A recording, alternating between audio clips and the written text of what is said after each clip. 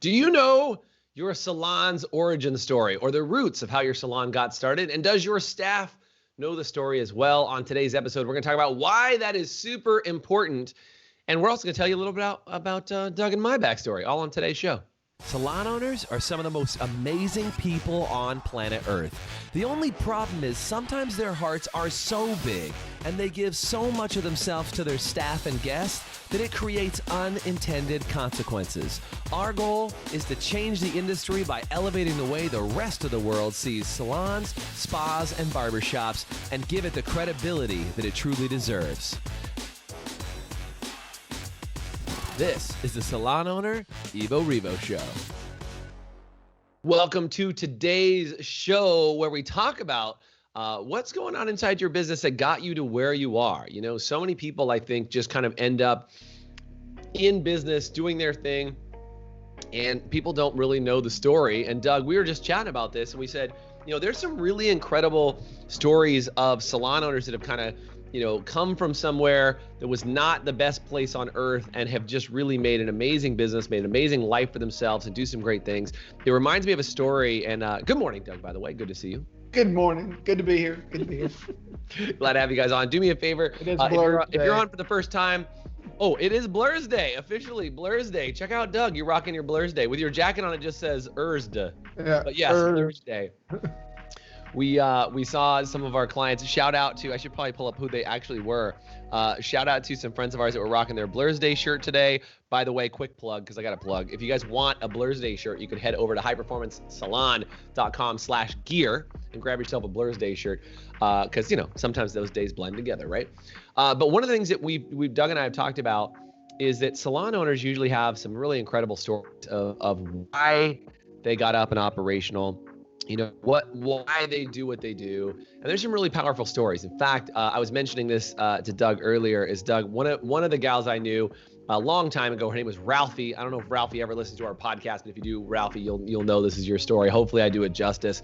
But, Ralphie was a salon, she was a salon owner that I had known a couple, 10, 15 years ago. And I asked her how she got in the industry.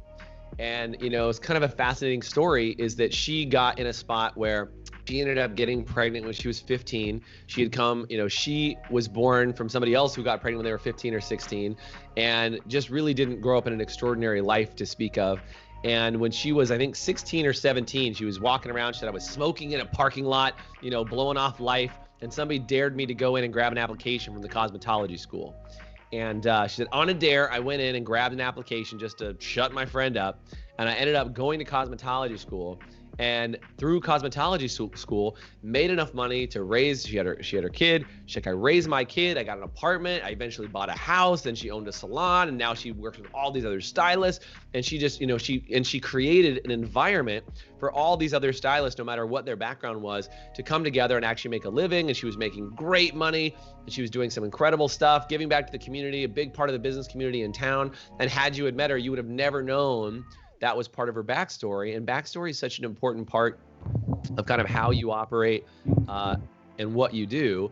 And I just think that, for a lot of people, backstory is important. If you agree with me, do me a favor and type in the chat and just say backstory.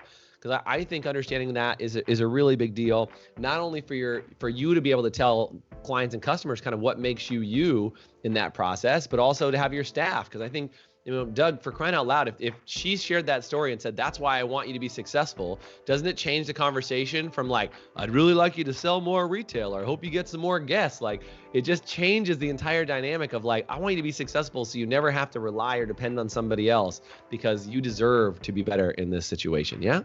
Yeah, I think it leads to the bigger why. It's like, it's not just about the money, need you to do this, need you more. It's like, because when they realize where you came from, because sometimes whenever you're very successful, whether as an owner or a stylist or whichever, people kind of assume that you've always just been that. They don't realize the real story behind it. It's just that, they're just there. They were always there. Or somehow they, were magically placed there, whatever it may be. Yeah. But I think one of the other things that's very powerful about that, Jason, is whenever you tell your backstory, because everybody's got one, and it's amazing, where people come from. Clarence Thomas in his book, I think he was his grandfather's son. His grandfather raised him in a house that had one light bulb. no bathroom and one light bulb, and now he sits on the Supreme Court justice. But yeah, I think that just people understanding, if you see that, like, it's relatable in the fact that if you show where you start and you actually started out below where someone else is that's starting out with you, and they're like, wow, you were able to do all of this. Now then they believe, it helps their mindset get into that thing. They can believe, they can look at your success, see where you came from, and build in their mind. They now see a path instead of saying, oh, well, I don't know if I ever can see myself being there, but relating to, wow, you actually had it hard. Like, Alice at one point was living in a trailer with 2 small boys and was, working 2 jobs and having to pick up Coke bottles to turn in for deposit to be able to make ends meet. That's just where she was. But, through looking forward and seeing what she was capable of and applying herself and doing things, and now she's become very successful. I mean, she's a Redken artist. She owns, 2 salons and a barbershop. It's just been a restaurant. She's been very successful. Right. Restaurant. You guys own rental properties. I mean, I think for those of you guys who don't know, Alice is Doug's wife. If you didn't know that. Yeah. Sorry. Just randomly talking about Alice here. Some Alice girl. But yeah, Alice is Doug's wife. And I mean, the 2 of you guys, I mean, to your point, literally Alice coming from like a trailer park and turning in bottles to make ends meet to be able to own lots of property. And there's just so many stories like that. I think, I've heard a lot of stories recently, and it just hit me. I don't know why that kept coming up. And being able to hear that. I heard somebody say the other day, they're like, look, I went from a meth addict on the street to make $100,000 a year by doing this business the other day. And I was like, whoa, that just smacked me in the face as an origin story. I'm like, you go from meth to making $100,000 a year. That's a pretty big turnaround, and I've heard other people too, whether it's trailer park stories or any of that stuff. And it just makes such a big difference when you talk about, what are your origins and what's going on. By the way, if you think that stories are important, do me a favor and say story in the comments section. I want to make sure that you guys are getting some connection with this here and getting some support as we're talking about this. But Doug, tell me a little bit more about your and Alice story, because as salon owners, I mean, so it's super easy to be like, of course, here you are, you guys help with you're founder of High Performance Salon Academy with us. You run, salons and barbershops. You've got properties. You've got all these other things. Great, congratulations. You've done some cool things that other people want to do, but it wasn't always like that. I know you kind of mentioned a little bit about Alice's story, but we were just talking about at our last Nashville event, right? We were out in Nashville and Alice said something really powerful. And I think sometimes when you look back and see that measurement, do you want to talk about what she had mentioned and what she was saying there? Yeah, so there's the Gaylord, which is right there next to Opryland. This place, if you've never been there, the place is crazy huge. It's like Disneyland. Yes. It's beautiful. I mean, on the inside, they got this atrium that's just ridiculous. It's got waterfalls and restaurants and just really cool. When Alice was younger and she actually lived in the area, there'd be hair shows and stuff come there, and she would come to the hair event there, and she would just walk through the hotel and go, gosh, I would love to be able to stay here at some point. And not only be able to stay here, but stay at one of these rooms that looks out over this gorgeous atrium area. Rooms. I mean, so it's even got a little river that runs through it that they've got, little tour boat things that can go through. I was going to say, not a river. It's like you can get on a boat and take like a 20-minute tour through the hotel. That's how big this hotel is. It's amazing. Right. Yeah, it's a workout in and of itself, as we found out last time we were there. But so the thing was, this time we were able to go, and we went as, professionals, and with our company, we were actually renting out a large space. We had a cocktail hour inside in the atrium. It was a great setting. Huge atrium, cocktail party and DJ and all kinds of stuff. And so we had a room that overlooked the atrium and all that stuff. And she and I were sitting on the balcony, and and she was thinking about that. She's like, she goes, I always want. She goes, I never really believed. And she goes, I know this sounds silly because it's a hotel room. She's like, but for me, that was a huge thing. Every time I would come here, I'd be like, gosh, one day, one day. And, maybe that's the thing too. You got to have that dream and that drive that you want something more than where you are. I think that's one of the lessons of it. But it's really cool when things come around like that. When the full picture comes around, I think that's. You got to dream, you got to look what's out there, and then I think the other thing is you got to believe that you can do it. You got to have that relentless belief that, I can do this, I can win. I'm not going to let the small things get in my way.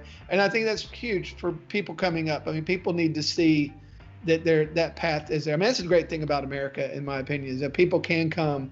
I mean, I came from a very poor background. I remember some of the apartments and stuff that I've lived in over my life.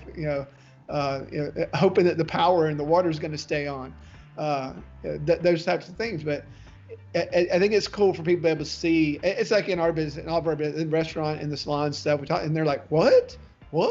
It's like, because they just lose that connection. They just see you as the successful person.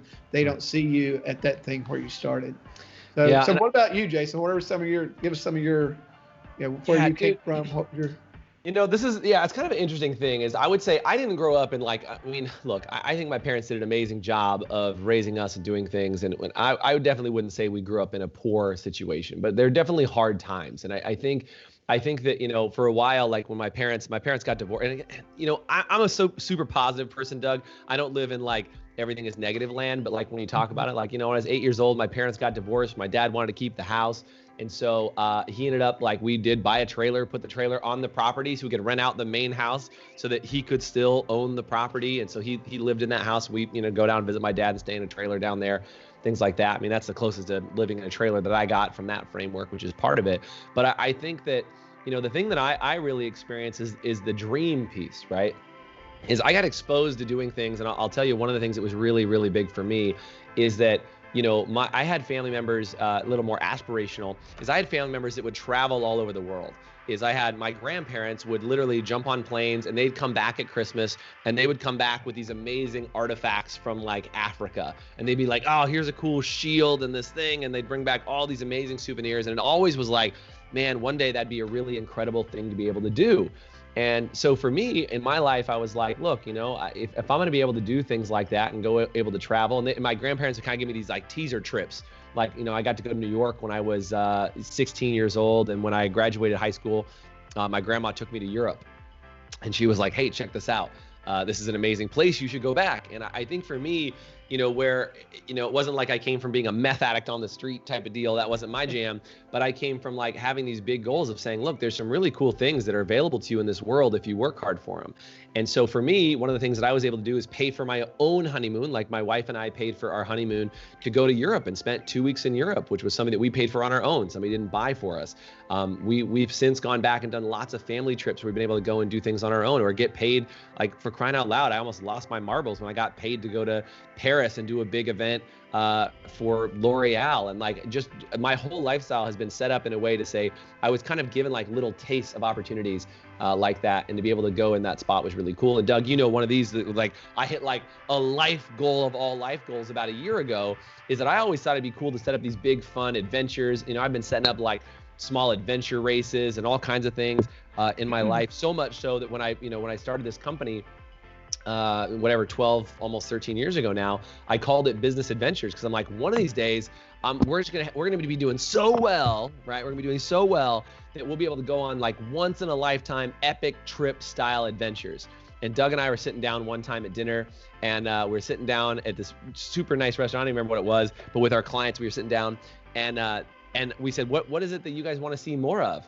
And they were like, we'd really like to do, and I'll never forget this moment. I think it was Amy Roslin or maybe Jen Booth. I can't remember. And they were like, we really want to go on like an epic adventure. Can we go on like a big adventure, like something like once in a lifetime? Like, I know you've been skydiving, you've done all these things, but can we go on an adventure? And like, I got like goosebumps down my back. And I was like, did they just ask for the thing that I have always wanted to do, is like go on these epic adventures?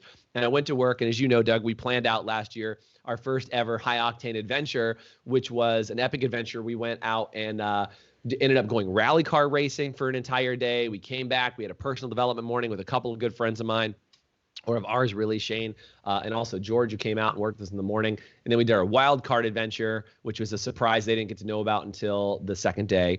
And we went out and ended up taking them out in the middle of nowhere, pulled up in this parking lot, and they got to see the giant sign that said Seattle paragliding. And we got to paraglide off of Tiger Mountain for our second day wildcard experience. And like, dude, that was like the most Cloud9 experience for me ever, because that's what I'm about, man, is about pushing limits, about seeing what I'm capable of, about doing those things. And that, like, that moment of going to that point of like having a dream of like, wouldn't it be cool if, and then seeing it come to fruition. In that case, you know, almost 12 years after the company was started, it was something that I was like, well, I kind of thought it could happen, but getting it to actually happen was incredible. And then as you know, Doug, and maybe some of you guys know too, by the way, if any of you guys ever want to come with us on those adventures, type in adventures into the chat because they're amazing. And we, you know, like we're going to go on an even bigger and even badder adventure this next month. In the end of September, we're going to go drive tanks and shoot these crazy automatic weapons. And then we're going to actually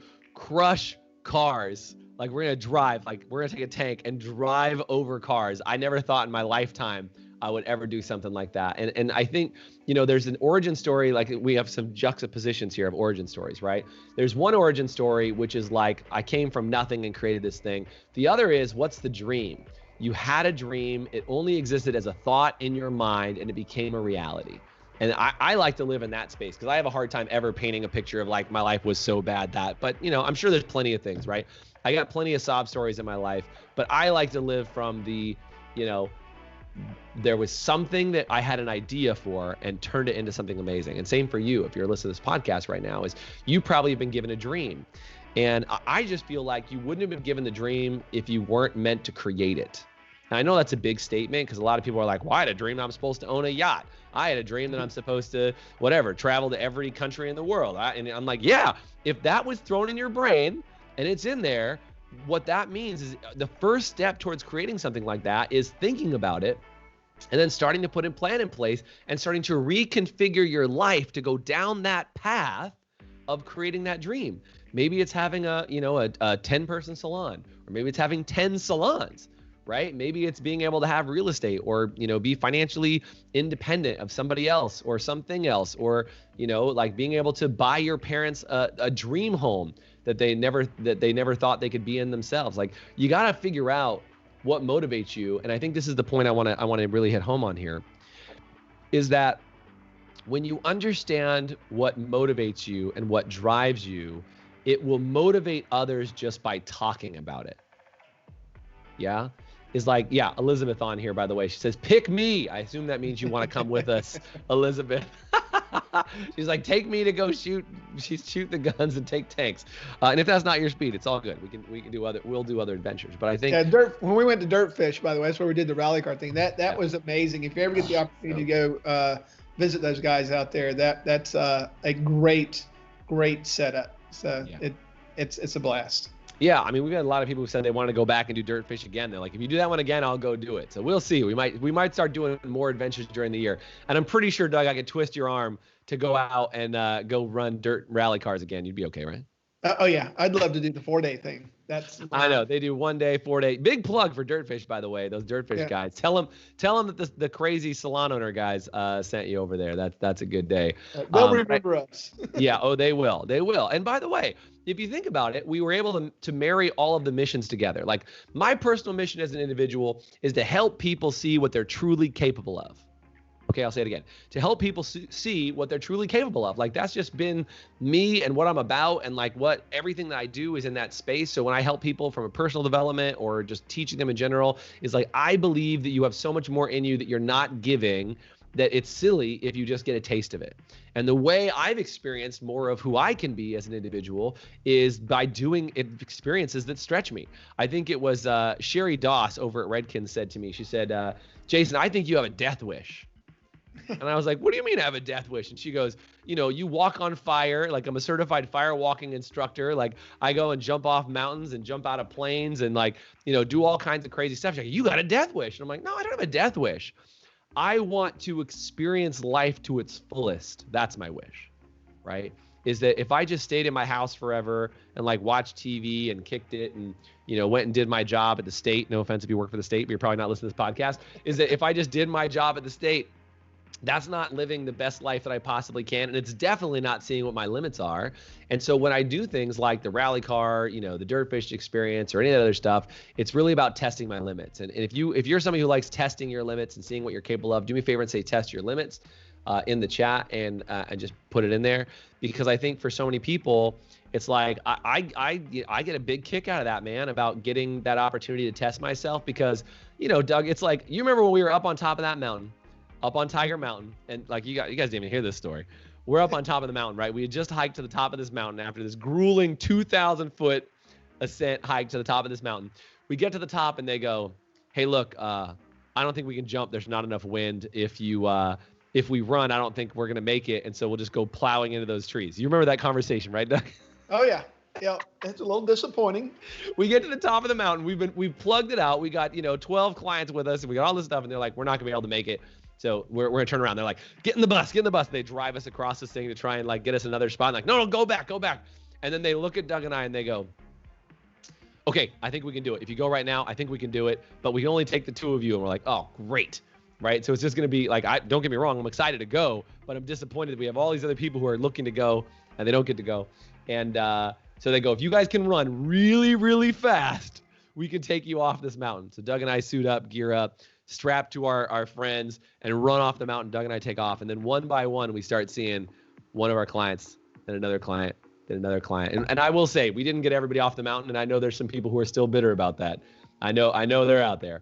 But we got a lot of clients off the top of that mountain. And what I'll say is, when you go through something like that, and it tests you and it pushes you and you get put in those stressful situations, man, there's not a lot of stuff that stresses me out like that did. You know what I mean? Oh yeah. I mean, it was just cool. It was cool seeing the expression of all the people's faces. They didn't know what they were getting into until we pulled around, literally pulled in the parking lot, and they were like, "Oh." And so there was that nervous excitement because sometimes you want to mentally prepare yourself for doing something like that. They had all of like 5 seconds to mentally prepare themselves for what they're about to be doing. And of course, now you have some time to think about it on the hike up, because that's a legit hike up. It's almost a 45-minute, pretty much straight up incline hike. So you're like, screw it, I'm ready to jump off the mountain. Yeah, that made you earn it for sure. But I just want to say this, what Doug and I are really about, and I would say hopefully between our two stories and talking about what we're doing here, is that if you're not around people that are pushing you, or that are totally, you're in your comfort zone, you're around what we call normals, you're around all those people who think that like what you're doing is pretty good and that you should be very happy with what you have. Look, we're just a big fan of pushing you. We have somebody come into our tank adventure. She's like, "Look, I don't even like guns. I don't like tanks. I don't like any of that stuff. But I'm coming because I know that's going to push me way outside my comfort zone." And I think that's really what we're about with everything that we do with Doug and I. And hopefully this has been helpful. By the way, if it's been helpful to hear some of Doug and my backstory about why we do what we do and what's going on, do me a favor and just comment helpful. I'd love to know if this was helpful for you. Is that, we just want to help push people and just see what you're capable of, because I know it seems crazy, but Doug, we were just talking about this the other day, is like, it's not about going and driving tanks. Like, yes, it is. Like, it's going to be fun to that part of it, but it's also about just pushing yourself and putting yourself in a different situation where you're like, I never would have learned that. I never would have thought that. And by putting yourself in that different situation, all of a sudden your body starts believing that it can do things that it never thought it was possible. Your mind starts believing things differently. And it just makes such a difference in how you operate as a person when you start believing things that you didn't believe before. Yeah. Yeah, I mean, it's one thing I was talking to somebody the other day. Being a learner teacher, it's like the way that you say pushing yourself, so you're learning things. It's like, how can I turn? It's like we took Dirtfish, that experience, and turned it into an entire destination training for our academy. It's just one of those things. It's like in the dream, it's like sometimes maybe the dream's too big for somebody. It's like, well, then what is your dream? Is it the new car? Is it the new house? Is it the new whatever? Do that one, and then because you got that, now step up on that one and dream a little bigger. Because I think that's where you get to. But you got to be around people that are going to push you and encourage you, because it's super easy in this world to get around people that will agree with failure, so that everybody can be comfortable in failure or being mediocre. I just want to be around a group of people in an environment that's going to push me to be better, that I can push other people. We celebrate each other's successes. I mean, to your point, Jason, to me, that's living life. That's that thrill of pushing not only yourself, but pushing other people and being pushed. That's where you really get out there and you really start to see, you learn so much more about yourself and other people. Whereas if you're not in that environment and you're in the negative nanny corner, you're not learning anything. And you wonder why your life hasn't changed in 5 years. So Yeah, totally.